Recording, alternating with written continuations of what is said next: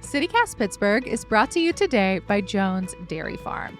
They are a 7th-generation, family-owned and operated meat maker with products like dry-aged bacon, all-natural sausage, and America's favorite center-cut Canadian bacon.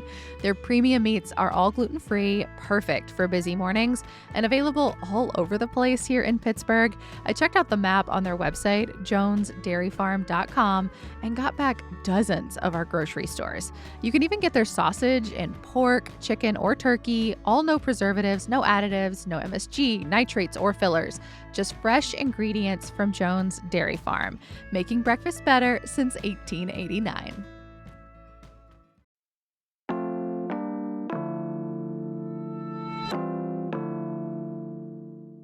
Today on City Cast Pittsburgh. If you're anything like me, the holiday season is all about cookies. And we have so many great recipes and traditions. After all, we are home to the cookie table.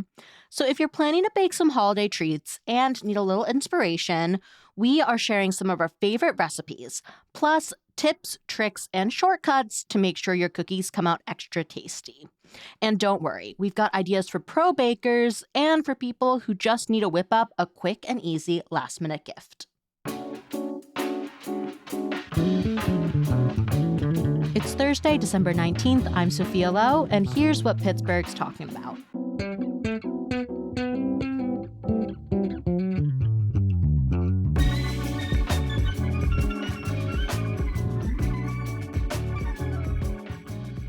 I'm with CityCast Mallory Falk and Francesca DeBecco. Hello. Hey, Sophia. Hey. I don't know if y'all are like me, but I am baking so many cookies this time of year. You're always baking cookies. You're right. It's not just a holiday thing, but it feels more special. Yeah. So I wanted to bring everyone some of our team's favorite cookie recipes. Obviously, we are all about keeping it Pittsburgh here. So we're using Bonnie Taw's Belt Cookie Table Cookbook as our guide. Mallory, I know you're a huge fan of this recipe book. I am. I got this book as a gift a few years ago, and I've been trying to bake my way through it.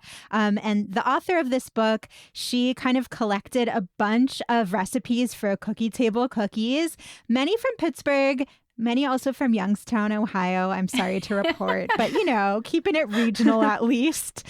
So these are some traditional recipes and then some that have a little bit of a newer twist on them, but they're all really rooted in, you know, this region, this part of the country. And I have this book too, and one thing I really love is that so many of them are family recipes, and a lot of them have little blurbs, like I made this with my grandma or something, so that feels super sweet and special. That's so cute. I don't have this book, but for those of you listening, you shouldn't be surprised if your heirloom recipes are in here too.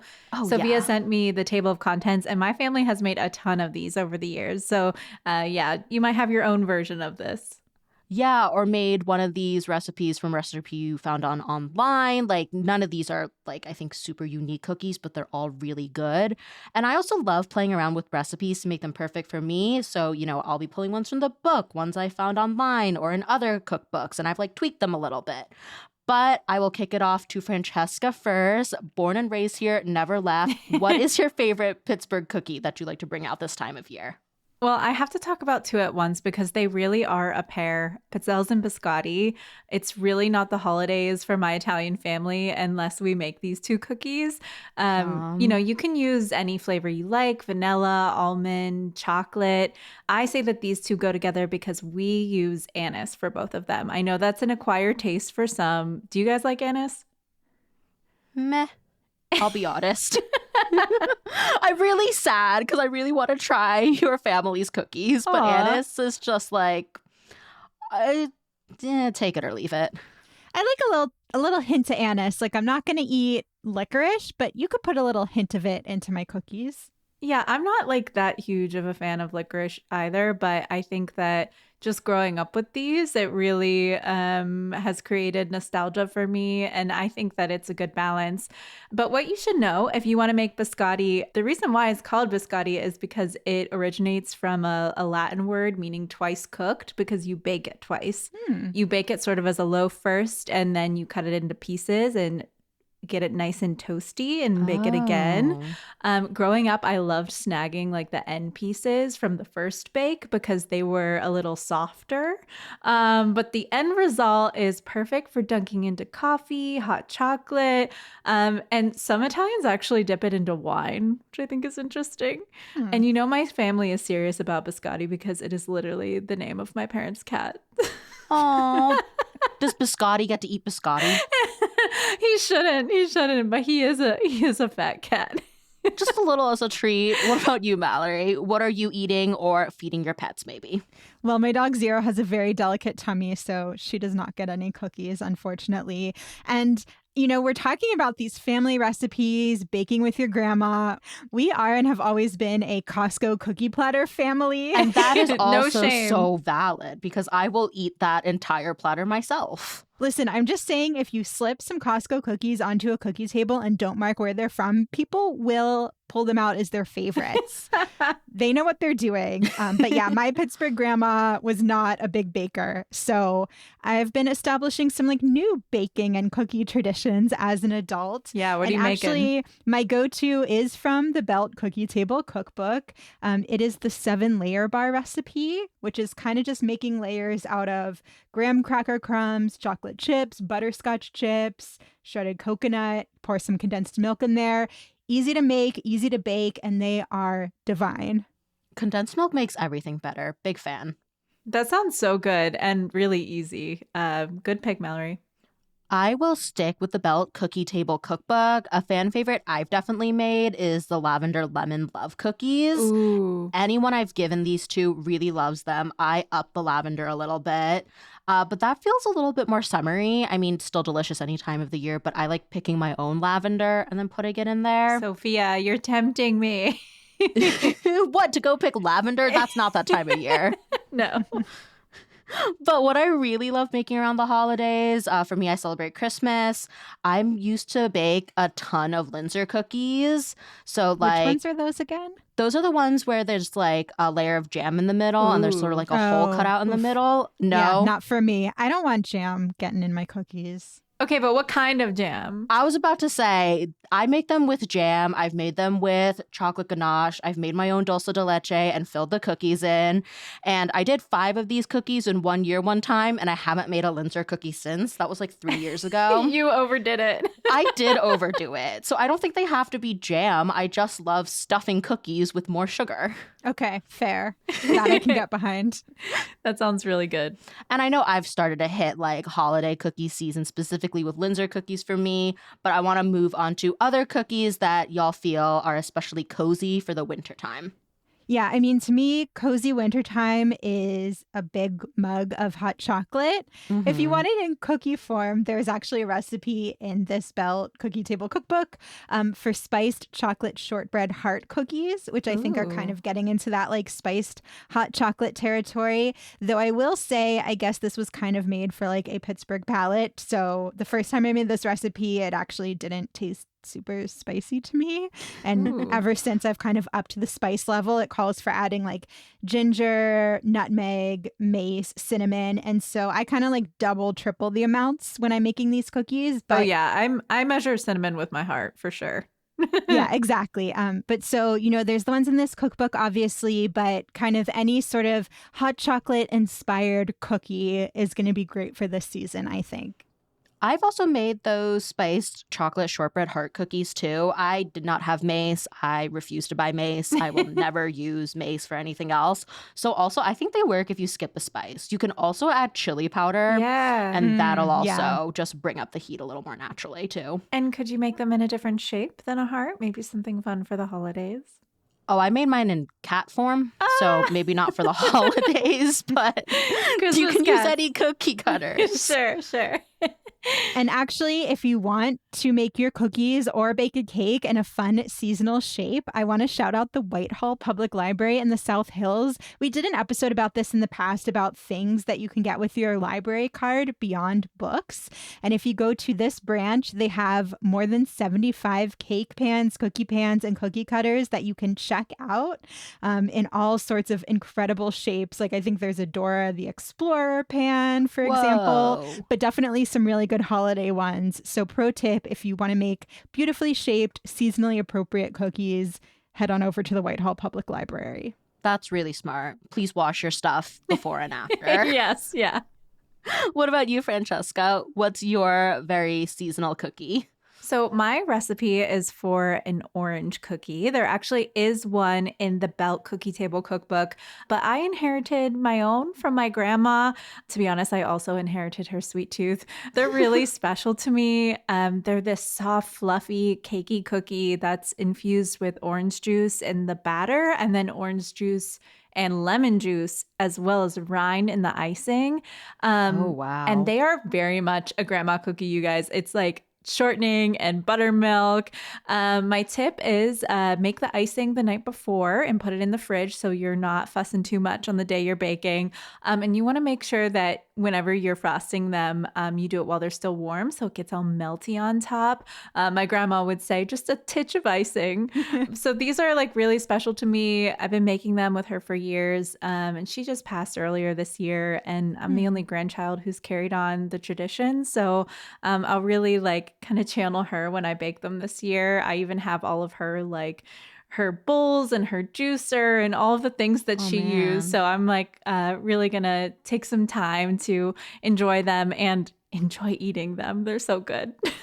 I'm so glad you have a way to connect with your grandma like this. That is really sweet. Well, that's what's special about food, right? And these recipes and the way that we all make traditions or pass them on, whether it's through family or friends, you know, you can really connect to people through food and flavors. So, Well, yeah, Francesca remembers her grandma while she bakes these, and I remember mine when I'm walking through Costco. my grandma also loved Costco cookies. Every time my dad would go to Costco, she said, get one of them chocolate chip containers. That's so valid. My next cookie is not as sentimental as yours, Francesca. Mine comes from the internet.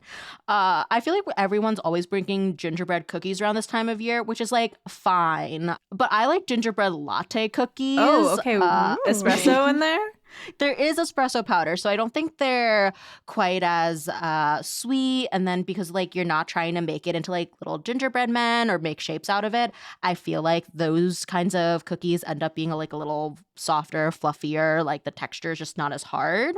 There are a ton of recipes online. If you do like them really sweet, a lot of these gingerbread latte cookies also, you know, have an option to ice them.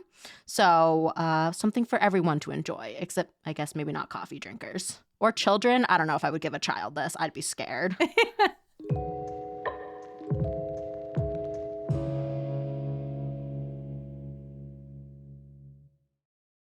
This episode is brought to you by LifeLock.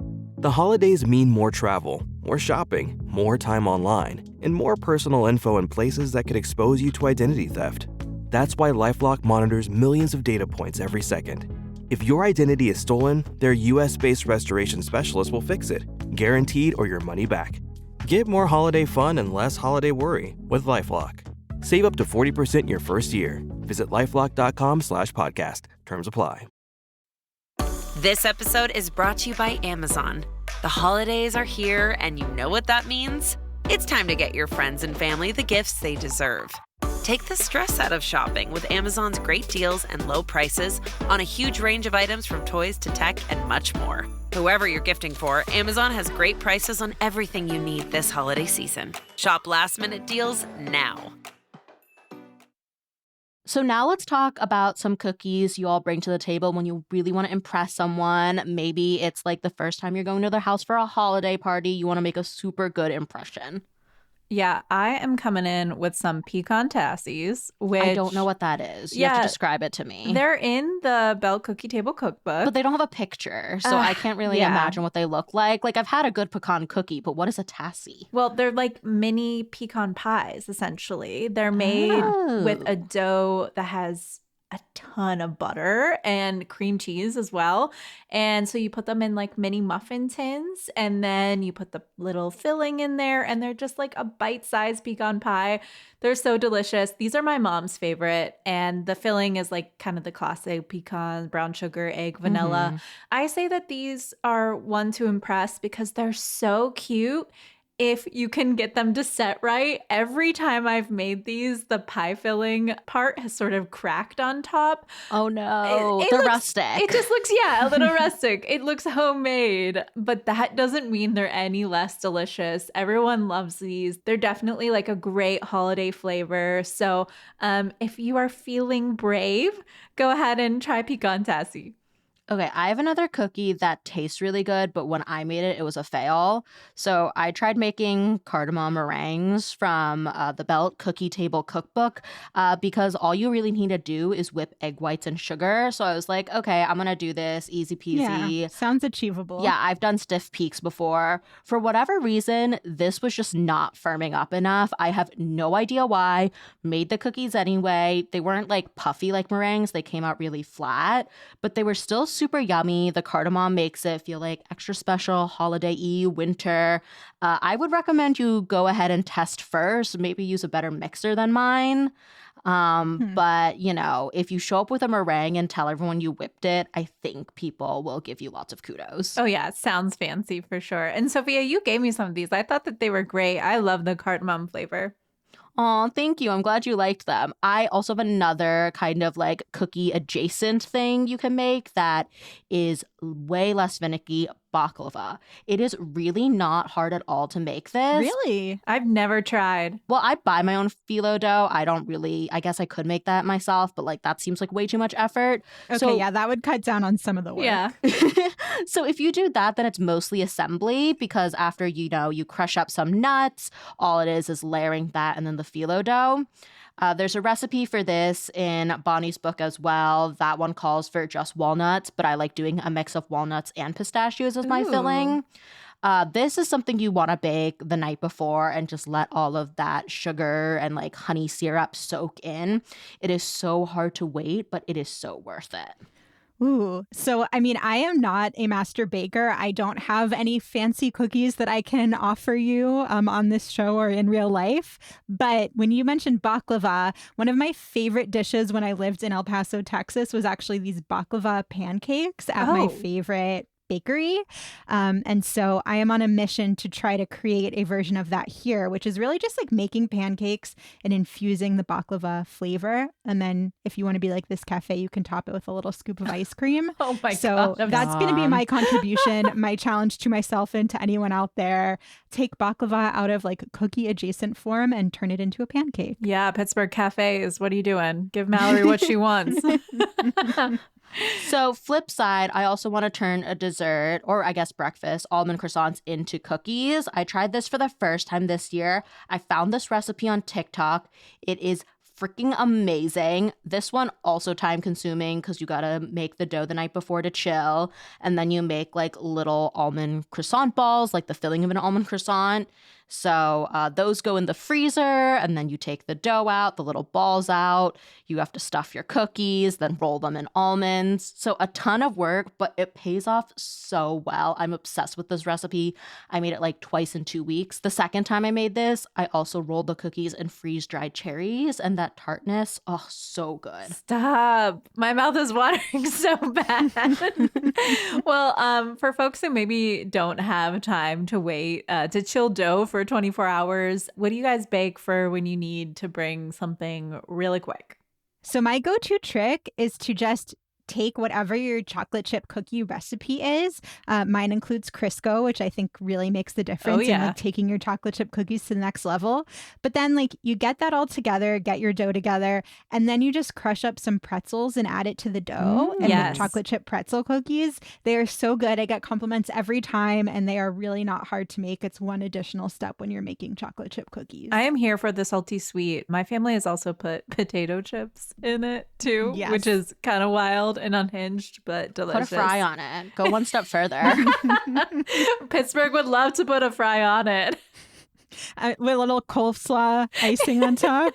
Ooh, No. I don't know about that. I know I started this, but I did not like that addition. I took it a step too far. I Too far. apologize. Back to the just sweet territory. I usually make snickerdoodles because I usually have all the ingredients on hand. Cream of tartar is the one thing that like is a little bit specialty. But last year I wrote up an article that's on our website about my favorite holiday cookies, and I included this snickerdoodle recipe from Sheck Eats. It has never failed me. Super good. And I also add cinnamon to the dough instead of just like the cinnamon sugar because you can never have too much cinnamon. Agreed. So I know a lot of the recipes we've been talking about have things like nuts in them or dairy. So I'm curious about recipes you all have, any go-tos that are allergy friendly or vegan, like cookies that anybody can enjoy regardless of dietary restrictions. Yeah, actually, there's this really great local food blog run by Pittsburgher Liz Fetchin. She has a ton of recipes that exclude common allergens, so no nuts in any of these cookies. She has a recipe for vegan and gluten-free ginger cookies, chocolate chip cookies, and also some butter blossoms. So you probably recognize the classic peanut butter blossom cookie with a Hershey Kiss on top. So you can make a vegan version of that. And I guess find a vegan chocolate chip too. You could throw that on top. Why not? And I recently got this cookbook for myself. It's called The Elements of Baking. So like it teaches you like the science behind everything and what kind of like flours are better for cakes versus cookies if you're trying to make something gluten-free. It is very scientific. It's really fantastic for gluten-free, dairy-free, egg-free, vegan and gluten-free recipes. If you just want the recipes too, you can also go to the author's website. That's called The Loopy Whisk. And, you know, if you want to buy this for your friends, go to your local bookstores. That's what I'm doing this weekend. I'm planning to buy this cookbook at the White Whale to give to some of my baker friends.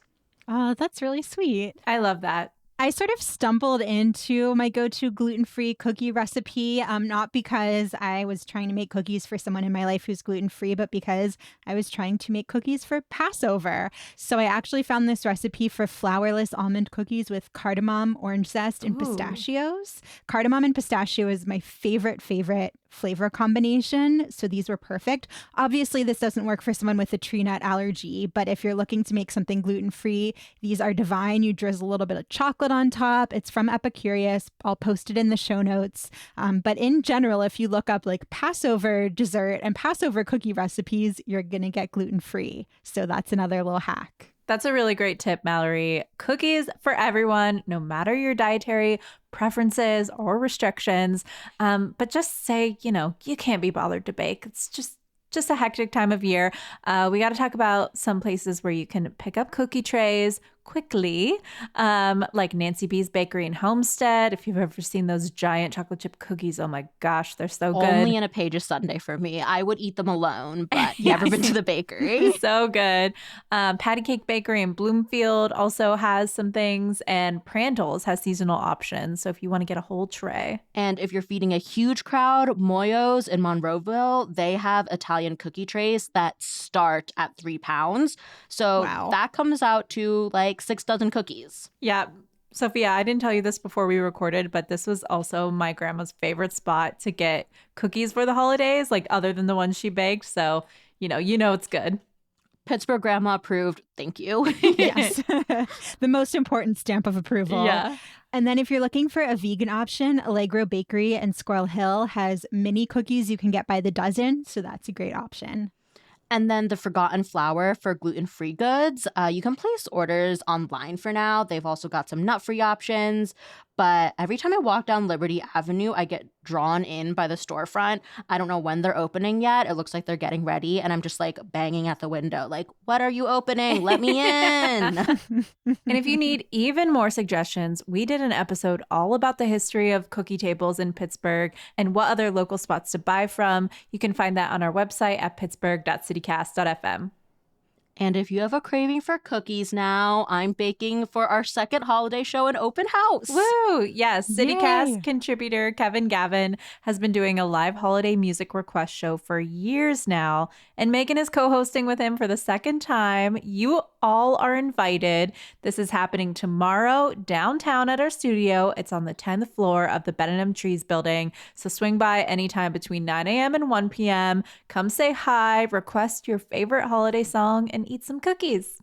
It's going to be so much fun. Come for the cookies, stay for the company, whatever draws you there. We would love to see you. But if you can't make it in person, you can still join in on the fun in real time. Just tune in to WZUM AM 1150 or 101.1 FM. You can also stream the show at WZUM.org. So we really hope that you join us, whether that's in person or over the airwaves.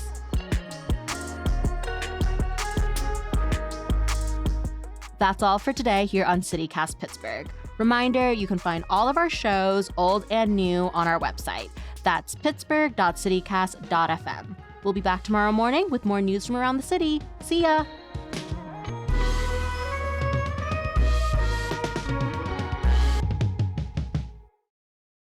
Frosting. Frosting. Thank you. Much easier word to say.